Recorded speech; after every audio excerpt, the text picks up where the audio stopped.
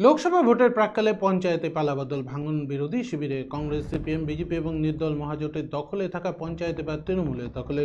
নতুন নতুন ব্লক সভাপতির দায়িত্ব পাওয়ার এক মাসের মধ্যে নাটকীয় মোড় পঞ্চায়েতে।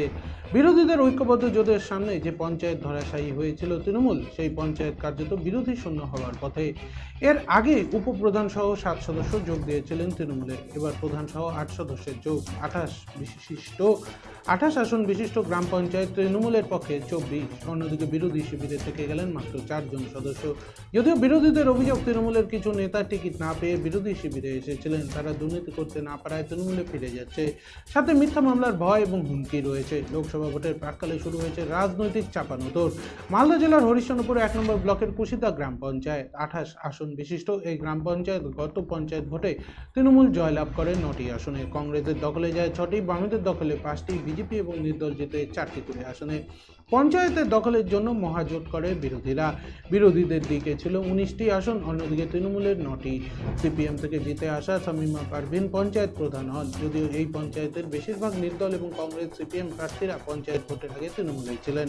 তৎকালীন ব্লক সভাপতি মানিক দাসের বিরুদ্ধে টিকিট বিক্রির অভিযোগ তুলে তারা তৃণমূল ছেড়ে বিভিন্ন দলের প্রতীকে জিতে আসেন। কিন্তু মানিক দাসকে সরানোর পর মর্জিনা খাতুন ব্লক সভানেত্রীর দায়িত্ব পেতেই প্রত্যেকেই আবার ফিরে এলেন তৃণমূলে।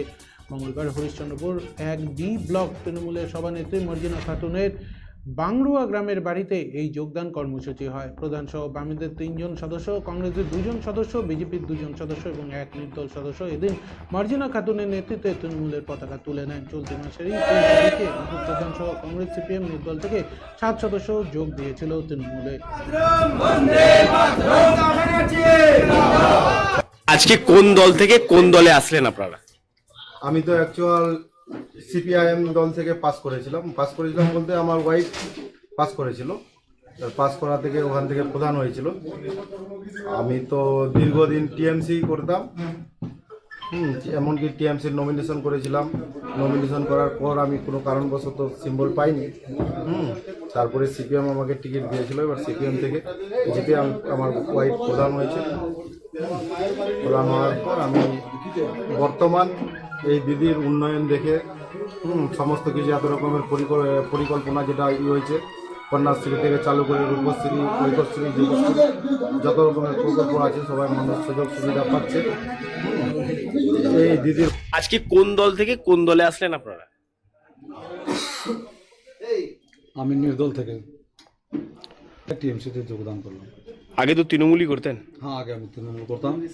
যে কোনো কারণে টাকার বিনিময়ে, যে এর আগে যে প্রেসিডেন্ট ছিল, ব্লক প্রেসিডেন্ট, আমাকে টিকিট দেয়নি, টিকিট পেয়েছিলাম, আমি সিম্বল দিইনি, সিম্বলটা বিক্রি হয়ে গেছিলো। যার জন্য আমি নির্দল থেকে করলাম, নমিনেশন ফাইল করলাম। আর নির্দল থেকে আমি জিতেছি। জনগণ আমাকে ভোট দিয়ে আমাকে নির্বাচিত করেছে। আজকে কি ছিল আর কারা যোগদান করলো, আর কতগুলো মেম্বার যোগদান করেছে আজকে? আজকে মাননীয় মুখ্যমন্ত্রী মমতা ব্যানার্জির যে উন্নয়নকে সামনে রেখে আজকে বিভিন্ন দল থেকে তারা আজকে মমতা ব্যানার্জির উন্নয়নকে সামিল করে আজকে তারা কিন্তু জয়েন করলো। কংগ্রেসের পক্ষ থেকে কি জানানো হচ্ছে শুনে নেব। স্বভাবসিদ্ধ কাজ, এরা এরকম করে অভ্যস্ত। তৃণমূলেরই গাদ্দারি কিছু, এদের দুপক্ষেরই গণ্ডগোলের জন্য এরা টিকিট পায়নি বলে আমাদের কাছে এসেছিলো। আমরা ভেবেছিলাম যে হয়তো এরা ভালো মতো বোর্ডটা চালাবে, তার জন্য টিকিট দেওয়া হয়েছিল এদেরকে। তো কুকুরের যেমনি লেজ কোনোদিন সোজা হয় না, এদেরও তো সোজা হয় না। এরা এটাই অভ্যস্ত, ওই জন্য এরা আবার নিজের জায়গায় ফিরে গেছে। গোটা বিষয় নিয়ে বিজেপি নেতৃত্বের পক্ষ থেকে কি জানানো হচ্ছে শুনে নেব। জানেন, গোটা পশ্চিমবঙ্গ জানে আমাদের এখানে ক্যান্ডিডেট হয়েছে তৃণমূলের প্রাক্তন আইপিএস অফিসার।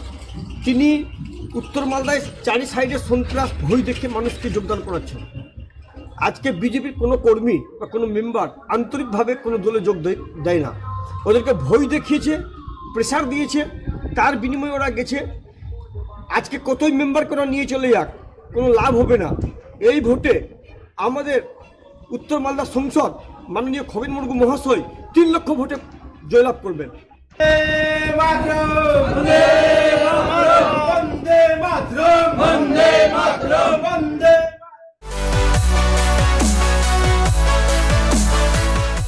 আমাদের শক্তি আপনাদের নির্ভরযোগ্যতায়, আমাদের ওই সততা আপনাদের বিশ্বস্ততায়। আমাদের প্রত্যেকটি গৌরত্ন পরীক্ষিত এবং কার্যকারী। স্বর্ণ শিল্পের শিল্পী Dutta jewellers, PS road, hotel BD building, Cooch Behar.